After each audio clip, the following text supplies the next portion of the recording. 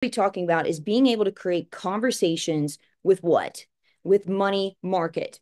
Now, there's three types of markets out there. You've got cold, you've got money, and then you've got warm market. Cold market is mainly ads, people that you don't know, strangers. You're looking at a resume, and then you're physically calling them. They're looking or seeking for a job that you might be able to offer them a position. Money market is pretty much the absolute opposite. These are people that you are physically, divinely disrupting their life. You are intervening on the job that maybe they hate or the job that they love, and you're able to see them in action, whether they're a bartender, whether they're a server, whether they're a manager, whether they're a fitness trainer, whether they are at the post office, whether they're standing in line at the grocery store, whatever it might be, you are disrupting their life in money market because you see a quality, a characteristic that they have, and you want that in your business, that you feel that whatever they have could potentially be a good match for your mission. And then, of course, the more market is people that you know, people that are, maybe acquaintances that you've known in the past. These are people that are your friends, close friends, family members, and you just think that they've got what it takes to be a really, really huge impact in your business. And then you create a conversation with them. So today, what we're going to be talking about is creating conversations in money market. Now, most of the partners, if you talk to them, and also most of the people that have had success when it comes to building, and also, in my opinion, when you're looking at even structuring any type of company, money market is that thing that there's something that stands out in that person. And so when we're looking at initiating conversation, you've got to become really great at asking the right questions. So you got to be able to stay cool, stay calm, confident, controlled. It's not about being this extroverted, people magnetic person. That's not what's going to attract the money market that you want. But you got to be bold enough to be able to create conversations and asking questions with people. People love talking about themselves. We're not talking about you being the center of attention. We need you just to be the center of influence. You've got to stand out with this quiet confidence about you. Not that you're loud, but sometimes even having a quiet confidence means that sometimes you got to get a little bit loud sometimes. You got to be able to smile. You got to be able to just have fun with the conversation. So I really consider it this way. If there was anything that you would learn out of today, there's one word I want you to really grasp, and it's the word curious. I have such a curiosity about people. I enjoy learning about what other people have as far as their mastery. Just last night, I was at the bar at the Montage here at Deer Valley. This is a very, very expensive resort to stay at. Chad Milner, Wendy, whenever they, have these events, their first thought process is, how can I create experiences for my partners? And that's exactly what we're doing in Money Market. We're trying to create experiences for the people that potentially could be our business partners. So I'm at the bar yesterday. I know that there's this big conference here last night. We come at the bar, we're all dressed real sharp, we're dressing real nice, and we just walk on up into the conversation. And I remember my purse was right next to, this chair that this guy was standing at. And again, my husband is in the picture. We've got all of our folks. That's a tip, by the way, in money market. It gives you a lot more confidence when you have another partner with you, even your spouse, even a best buddy of yours. It gives you a little bit more confidence that, hey, you've got this, especially when it comes to another business partner. And because it just gives you that special oomph, that special magic of, I got my guys and my girls next to me, right? And so I had my purse next to this, the bar, and here's this sharp guy. And guys, it's not about me thinking, oh, every single person I come in contact with, they might have the potential of being my business partner. Like, think about it like that. It is a part of my identity that I enjoy learning about other people. And that's my whole point, is that how a senior or a potential client can smell desperate at the door and your commission breath? It's the same way here when it comes to money market. They can smell desperate underneath your voice if you're trying too hard. So the way I see it is, hey, I just like learning about people. I enjoy learning about people. So this guy was at the bar. I said, hey, I looked at his shirt and I said, hey, what does, I don't even know what it was. It was like equi something about banking. And boy, that boy just lit on up because I was asking questions about what? About his job. And tell me about your family. Tell me about your wife and your kids, what you got going on for Christmas. And before you know it, I had, three of my other buddies with me as far as business partners. And we just start talking and we just get really curious about his job. He said that he did some stuff with hedge fund corporate accounts. Okay, I'm going to be very humble in that moment. Don't ever say that you know something when you really genuinely don't, because then that shows that you're not humble. What's even worse is if you act like you know what they're talking about and you really don't, and that just makes you look like an idiot. So if you don't know what they do and how they do it, what do? You start asking questions. Everybody loves talking about themselves. And I was just this curious little busy little bee. And this young man started preaching practically to me. And he was talking all about these ways that you can influence your kids when it comes to the value of money. And it blew my mind to the point where I had Dustin had to video him describing some really cool ways on what? Influencing your children. Now, I said, do you have Instagram? Because I'd love to follow you. That is probably the number one thing I've learned probably this past year. What a simple way. Hey, what's your Instagram? Well, I'd love to follow you. Okay. And so initiate that conversation. You want to be able to stand out and have an experience with somebody. Easiest way is just ask questions about them. Just ask questions about them. When you are asking questions about them, hey, what do you do? Oh, this is awesome. Is this your dream job over here? Working at this, hedge fund, corporate, whatever. And you will find that a lot of people love what they do. Just because they love what they do does not mean that you cannot ask the question. So that's a huge one right there, you guys. Most of the people that will become your best partners, they're the ones that you straight up disrupted their life. They love their job. They're great at what they're doing.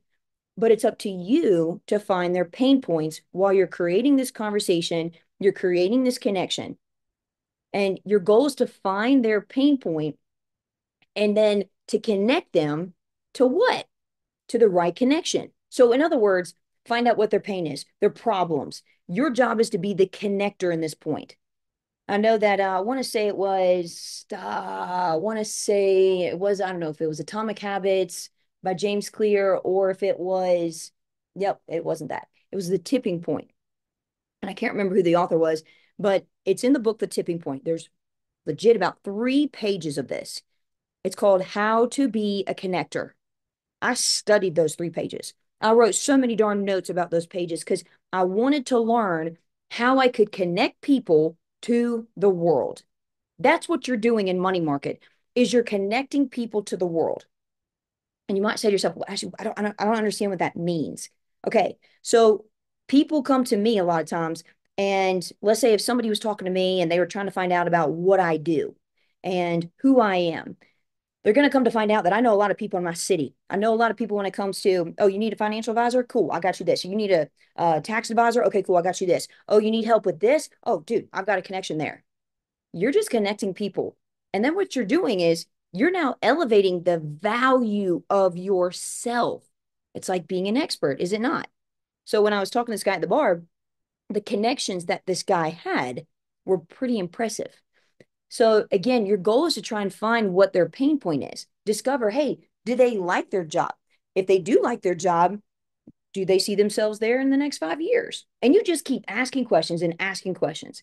One thing that I love to do that's a very unique thing. I think I've been doing this for years, even with my own kids. I do it with you guys. I do it with my family. If you ask somebody, hey, how's your day going? They're always going to say what? It's going good. It's going good. And then it's like this awkward, okay, well, I'll see you later. Versus, hey, what's the best part of your day? What a great day. We're in the middle of December. What's the best part of your day? What's the best part of your job? Okay. What's the best part of your career? Never knock their career, by the way. Never, ever, ever, ever, ever, ever, ever knock their career. They chose that career. They're in that career. Now, if they choose to talk badly about their career, then that's up to them. So now how do you start merging into creating the ask? You got to know what your money piece is. What do I mean by that? Your money piece is like the door approach. Your money piece is like the door approach. The money piece is when they ask you what you do. Are you going to be ready, equipped, prepared so you're not going to stumble? Especially when it comes to somebody that's really sharp.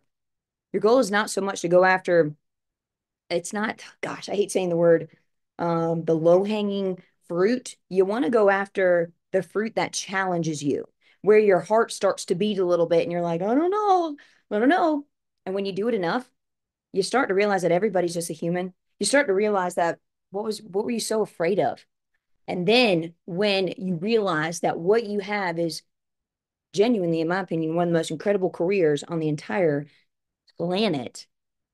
I really don't care if this person's a doctor, a dentist, a lawyer. I don't care how much this guy's making. Does he have the financial freedom that I have? Is he working 80, 90, 100 hours a week?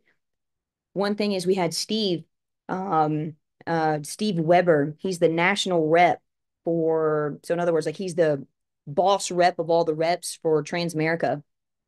And he said, you know what separates you guys, NASB, from everybody else? He said, it's your culture. He said, I've been to so many events where the higher ups could care the freak less about even their higher up people, and let alone the agents in the company. He said, you guys actually care about every single person in this company. You care about the innovation. That bleeds into conversations, you guys, where you can, the person that you're talking to can feel how genuine and authentic you are when it comes to what you do. So creating the ask, knowing the money piece, that's the power phrase. It goes something like this. And hey, I challenge you guys, discover something different, feel what works for you. But if you've not found what works for you yet, hey, use this line. When they ask you, what do you do? I say, hey, we work in the financial services division, specializing in final expense with seniors. And I always say this, I love what I do, especially in the market currently right now, because I want them to know most people right now in corporate America are what?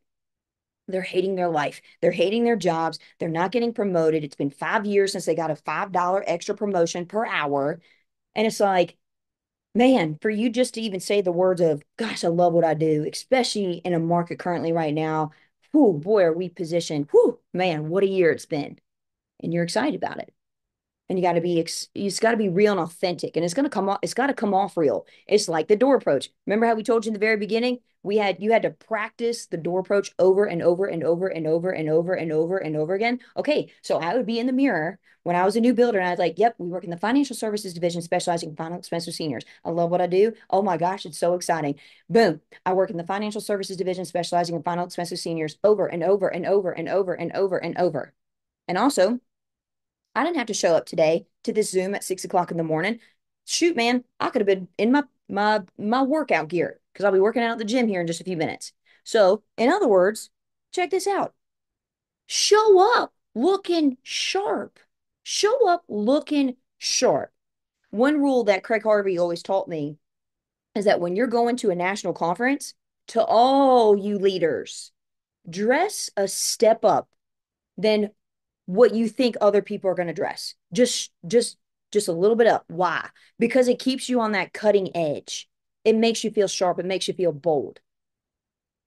This is where a lot of people mess up. This is where a lot of people make the mistake of what?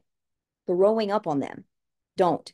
So I call this the, when you create the ask, once they ask you what you tell them what you do, and then you change the subject. And then you have a pullback method. What's a pullback method? A pullback method is you change gears.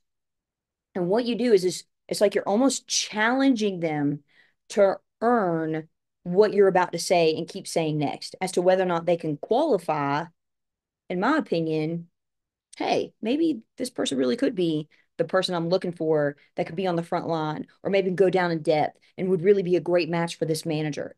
Whatever it is, I'm going to pull it back. I'm going to change the subject. If they keep asking me questions about what I do, genuinely, I might say, gosh, I got to go tinkle. I'll be right back. If it's a server or a bartender or a manager, look, man, I'm after the manager, not so much even the server, but start there, you guys. Then you circle back.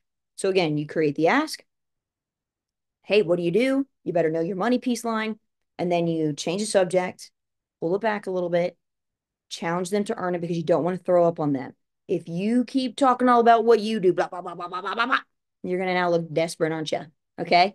So don't do that. Be cool, calm, collected. Be the cool hand Luke guy. Then what you're going to do is before you're probably going to leave that area. So whether it's at the grocery store, whether wherever you are, you're going to circle back. And I can't tell you how many times I've done this and it works like a charm. I might say something like this.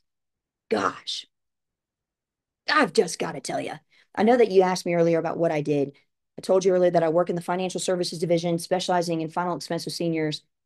Is this your dream job? Like, is this what you want to do for the rest of your life? Whatever XYZ is. And I'm not knocking their job.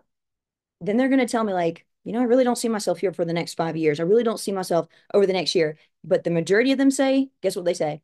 They normally will say, well, what do you got? Well, what? No, this isn't my dream job. You have all the money and all the time in the world to do what you want to do, to travel the world, to do the things that you want to do with your kids and your loved ones, especially during Christmas. Hey, listen, this is money right here, folks. Based on what you've told me thus far, based on how you've carried yourself, I want to compliment them. Maybe it was their customer service. Maybe it was the way that they just handled a professional way of, maybe there was a debacle in a restaurant and I witnessed how they managed that challenge and they created a solution. Whatever it is, make sure that it's real and it's not fake. Give them a compliment. And then I always say this, I think you'd rock at what we do. I absolutely think that you would rock at what we do. Based on what you've told me thus far, based on what I've seen about your character, gosh, and how you carry yourself, I think you really rock at what we do. And look at this. I got this from Max Graham. Listen, we've got an invite only team. I run an agency and we are extremely selective about who represents us. Did that not just give you chills, even me saying that? Because that's the effect, the experience that you want these people to feel. Do you remember what it was like to play hard to get? Maybe you're dating somebody right now, or maybe you're married right now, but take it back to what it was like when you were dating. People love the hard to get game. People love playing hard to get. I hate saying the word the game, but it is kind of like this game. It really is. So you want to, again, play that hard to get because people want to be selected. They don't want to feel like everybody has the opportunity to get a part of your team. No, not at all. You got to be qualified. You got to be selected. You've got to go through interviews to see if you can have and earn a spot on this team to represent our company. You got to treat it, folks, almost like you're the employer. Okay. This is not a multi-level marketing company. This is not, oh, everybody gets a position. If they feel that way, they will leave you and they do not want to work with you. So again, here we go. Listen, this is an invite only agency or team. We're very selective about who represents us. And I can definitely see if we have a position available in this area. I can see if we have a position available in this area. Hey, listen, here's my contact card. I'm going to go ahead and send it to you. This is another, in my opinion, if there's two things that people would mess up on, number one is not getting their contact information, and number two is throwing up on them. You got to get their contact information. It's not you giving, do not give them your business card, y'all. It is straight up 2024 going into 2025. Okay. Some people got these like thick, huge, cool business cards or a QR code. Dude, those are fine, but don't just have a flimsy little paper card. If you really want to go more tech, because that's where the world is going, have a contact card, have a professional headshot where you've got all the description of who you are. And also, if you have Linktree, I don't know if it's free to have Linktree. I'm pretty sure it is, but Linktree shows you all of the things that you have when it comes to social media, Facebook, TikTok, LinkedIn. Hey, if you don't have those things, I don't know how to help you there. Social media marketing is the number one way to market. And the number one reason why is why? Social media proof. I want to know, you're telling me that you work with this company, North American Senior Benefits. It sounds really cool. What are they going to do? I'm going to go research it. I'm going to go start typing in Ashley Colie. I'm going to go ahead and start typing in Michaela Mobley. I'm going to start typing in Laura Cisco, Asia Hennon. I'm going to start typing in what kind of social media proof are you providing out there? Legit. That's why I love what Jennifer's created. It's the Gosh, I can't even remember what the business group is called, but it's just it's like a generic business group. Hey, check us out. We're like a business group when it comes to life insurance. And what you're doing is the ATM. If you don't know about that, shoot me a text, shoot Jennifer a text, and see how you can actually get involved in that. Bam. Once you text them your digital card, you're physically getting their number because you're saying, hey, let me go ahead and text you my digital card. I have their number now. I didn't even have to ask for it. I say, hey, look, I'm going to go ahead and text you my digital card. What's your phone number? So I can go ahead and give it to you. They're always going to say yes. And if they don't, that's just awkward. Like if they don't, it's just very odd. Okay. Then what am I going to do? Once I leave that conversation, I say, listen, I'm going to be in touch with you within the next 24 to 48 hours. Sound busy. Just like how you are with your seniors, your potential clients. It's the same way here when it comes to the potential hiring. We want to sound busy because we are. So it's going to sound again something like this. Once you give them your contact card, I'm going to touch base with you within 24, 48 hours. Don't be desperate. Do not text them that night. Don't do it. Okay. You remember the dating game. Don't do that. You text them the next day, and this is what you're going to say. And again, these are all in your scripts, by the way, y'all. If you're not a part of the builder scripts, shoot me a text and I can add you into it. All the information I'm pretty much teaching you today is on the builder scripts because it's very systematic. Hey, Jack, it was a pleasure meeting you. I definitely believe you have what it takes to make those needs you spoke about earlier about, wanting to have more time with your family. And I really believe that can potentially happen with our team. Look, once I hear back from my manager, if this is your brand new builder, you want to pawn it off on your manager. If you're brand new at this, pawn it off on your manager. Hey, listen, once I hear back from a manager, if there's a position open, I'll follow up with you via text. Okay. In the meantime, check out our culture and see what sets North American senior benefits apart from everyone else. That is it. And then you send them the link. Do not send them nasbnation.com. Why? If you send them our company website, they're going to fill out on the company website that they're excited. They want to have somebody interview them. And guess what? That's going to be sent to corporate. Corporate's then going to send that out to somebody that's a partner at NASB. You don't want that. You send them to the Powerhouse website or the Dreammaker website because most of you guys, you're on there. You're on the front page. If you're not a part of the elite agents or if you're not a part of the leadership team, you guys, you need your headshot on there because that's what social media proof. And shoot, man, in my opinion, go ahead and throw out, hey, look, by the way, my manager is Ashley Colie. Feel free to, here's her link tree so that you can research and see the difference in the culture that that this manager has been able to create. Authenticity wins their trust. Feel free to write that down. I know Laura, she's really big about authenticity. Just be you. Be you. Less is more. Less is more.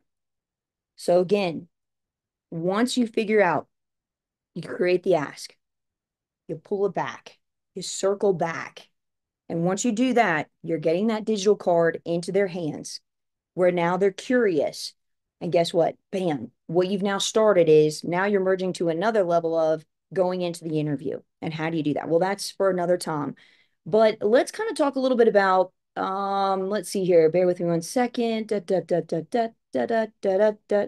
I'm going to kind of open it up for any questions. What questions you guys have? Come on off of mute. I know that, Debbie. How do you know if your gut is right to ask or tell someone about what we do? When somebody asks you what we do, in my opinion, it's practice. So to answer your question, Debbie, about, that gut feeling, sometimes I don't have the spirit of discernment. But when I'm feeling good vibes and I'm like, man, this person could rock at what we do. So then what I'm going to say is what? Then I'm going to say, hey,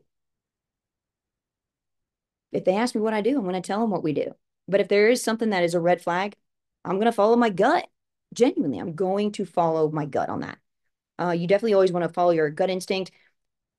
But I would also say this, if you're new to building, get someone else's opinion that has experience in building so that you know. So I hope that makes sense a little bit there, Debbie. And again, just see it as practice. Just keep talking. Just keep talking.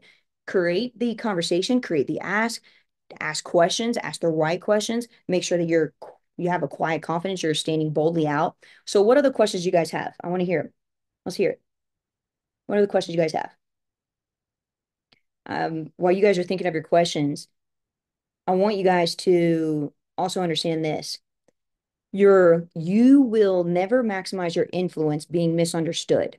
You remember how if it's just too much information or it's just over their head and they don't understand what you're talking about, or if you're just misunderstood, you're never going to be able to influence somebody if they misunderstand you.